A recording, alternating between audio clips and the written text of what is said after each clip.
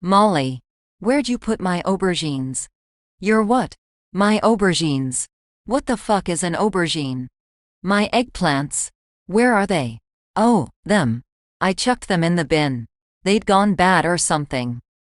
Joey Tamlin stopped yelling up the stairs. He walked over and fished his 3 ripe aubergines from the plastic bag that hung from their pantry door handle. Each of them had a large bite missing. I was working on these. Work harder, they tasted like shit. Joey sighed. I was working on making them taste like shit. Oh, good job then. Why were you making them taste like shit? I dunno. Art reasons. Thought it'd be fun. I told you, mark anything you fuck with. Stick notes on them or something. Alright, sorry. Joey took a bite out of one of the aubergines, and was glad to note that it still tasted like human fecal matter. Thank goodness. He pulled out a pad of sticky notes, and moved pens around in the drawer until he found a sharp red one. Joey sketched in capital letters, "Art, not food," and stuck it to the first aubergine, then did the same for the other 2. He placed them to the side, picked up the communal fruit bowl from the kitchen and upended it.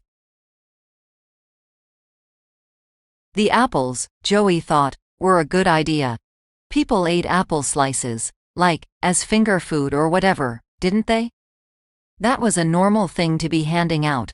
He could put them on toothpicks and everything, and have chocolate dipping sauce. Oh, what if the apples tasted like chocolate, and the chocolate dipping sauce tasted like apples? Giggling to himself, Joey moved the apples next to the aubergines and added a small note, chocolate sauce. Mandarin oranges.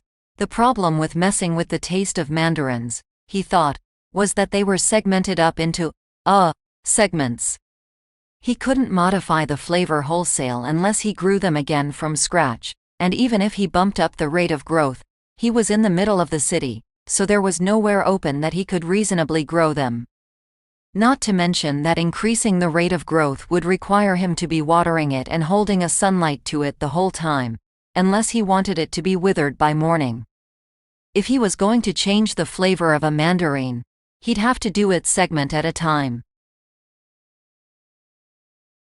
Oh, what if every segment of the mandarin tasted completely different, and it'd all still be inside a closed peel? Stick every taste in the one thing. Perhaps make them all different kinds of meat flavors, and they can just be the ultimate indulgence for vegetarians. The texture of the mandarin flesh and the taste of steak were a horrible combination even in theory, but the purpose of this exercise was exploration, not improvement. Joey put them in the pile, sticking on the note, meat. What about the bananas? Joey picked up one of the 3, peeled it, took a bite, and chewed pensively. They were mushy and sticky in his mouth, an intriguing texture. What flavor would fit well with it, Joey thought. Not sweet, it was already sweet. Lemons? Well, perhaps not a flavor as strong as actual lemons, but he could see it working. Joey moved the 2 remaining bananas to the pile, noting them, lemons. Lemons. Joey marked them, bananas, and moved on. Finally, a single clove of garlic. Joey wasn't sure why the garlic was being kept in the fruit bowl, but wasn't overly concerned. What texture did garlic even have, anyway? Joey had never eaten raw garlic, and imagined he probably didn't want to. Oh, what if he just left the garlic as is, and served it raw? Juxtaposition would make it perfect. He marked the garlic, scooped everything back into the bowl, and moved it all over to the lounge room table. Where to begin? The doorbell rang. Joey snapped out of his creative trance, his train of thought utterly derailed. He stood up, walked to the door, and flung it open. Tangerine was standing there in his Hawaiian shirt, shorts, and flip-flops. Tan, you know it's winter, right? Peef. This much is nothing. Spent a week in the north, you baby. You're gonna get sick, man. Only thing I'm sick of is people telling me to wear more clothes. Tangerine walked through the door, Joey closing it behind him. Anyone else here? Just me and Molly, Everyone else is out for the day. Tangerine walked to the stairs and yelled up them. Hey Mole, hey Tan. Put on a jacket or something. Tangerine looked back toward Joey. How did she know? You never wear a jacket. Jackets are for snow. Tangerine walked to the lounge room and flopped down onto a chair. Joey started to follow him. The doorbell rang. Joey spun on his foot, walking back to the door and opening it again. Overgang Dude was standing in wait, his trademark sunglasses sitting comfortably on his nose.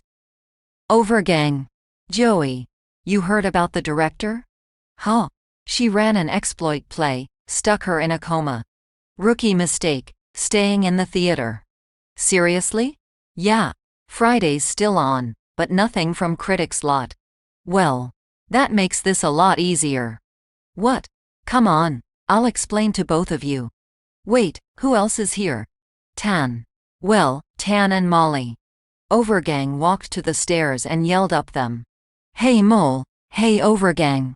How's Carol? I haven't been dating Carol for months. Oh, sorry to hear that. Overgang shook his head.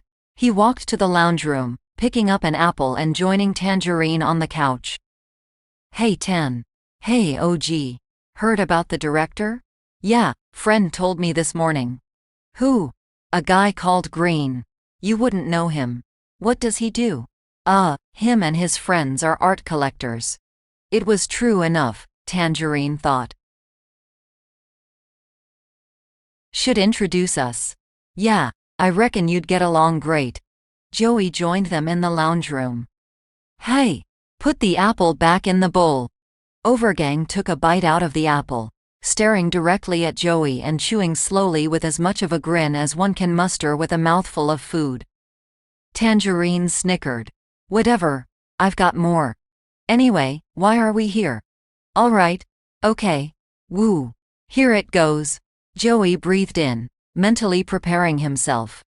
We need to get rid of the critic. Overgang and Tangerine stared at Joey's uncertain, pleading face. Then they looked at each other quizzically, and then back. Overgang asked the question they both wanted answered. Why? I don't think you understand. I said we need to get rid of the critic, yes. Why? Well, I was thinking about the exhibition on Friday. Right. How it's all being organized by the Critics Lot, yeah. Yeah, and pretty much all of the exhibitions that we go to are set up by him or another person with a "the" in their name. They're the ones driving our culture, right? They're the ones who shape it. They choose the where and the when. And the critic, his name itself implies authority, yeah? How long until their lot starts to dictate the why? They're taking us and turning us into chess pieces. They're pointing us towards venues and firing, and we're just filing into line like mindless drones. That's the opposite of the point. The whole point of us used to be to wake people up from being mindless drones, but with the way it's going, the critic's taking us all and doing the same fucking thing. Overgang sat staring, shocked. I think that's the first time I've ever heard you say fuck, Joey. Well, this is something worth swearing about. Tangerine looked concerned. Hey, what started this? Joey held out a banged-up Betamax tape. I got this in the mail this morning. Opened my eyes a bit. Tangerine looked at the tape, then passed it to Overgang. On the side of the tape, "Glorious leaders while talking, uncut," had been scribbled in felt tip pen. Overgang examined the side, feeling along the plastic edge before commenting. I didn't know you had a Betamax player. I didn't. Molly had one. You want to watch it? Give the gist to me in a sentence. Recorded video of a discussion between the critic and the cameraman, followed by discussion amongst his cabal, followed by avid conversation between the lot of them about how they want to guide everyone. One of them literally calls us sheep. Tangerine grimaced. That's pretty heavy-handed. Yeah, I don't take kindly to being herded. So then, get rid of the critic. You have a plan? Well, not necessarily, get rid of. That's a bit strong. Perhaps just make irrelevant. We need to take this stuff into our own hands. We need to show them that we don't need to follow their lead, and we need to do this as soon as possible.